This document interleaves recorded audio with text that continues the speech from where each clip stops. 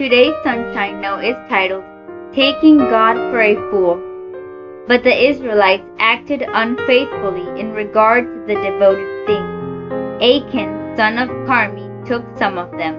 Joshua 7:1. He actually tried to play jokes on God.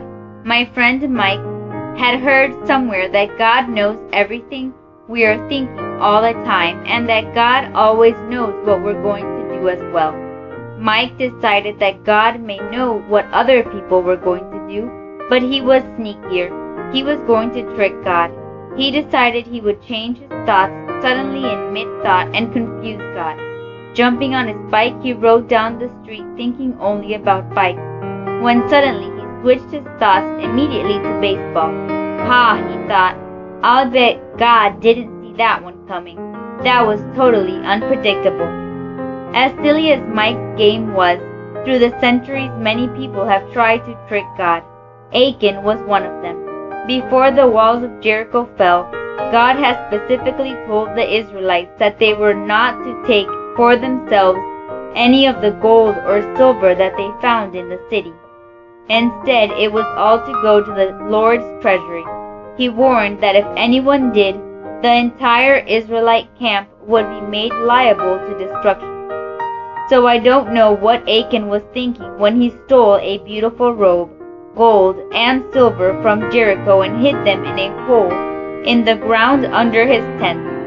Did he actually think that God wouldn't see? Sure enough, destruction came to Israel. They went out to conquer the small city of Ai, but 36 of their men were killed and the rest were chased into retreat. When Joshua heard about this and asked the Lord why he wasn't fighting for them anymore, God made it plain. Someone in your camp stole things from Jericho that were supposed to be mine. Eventually, of course, they discovered that it was Achan, and he was stoned. Because we can't hide from God, and we can't fool God either.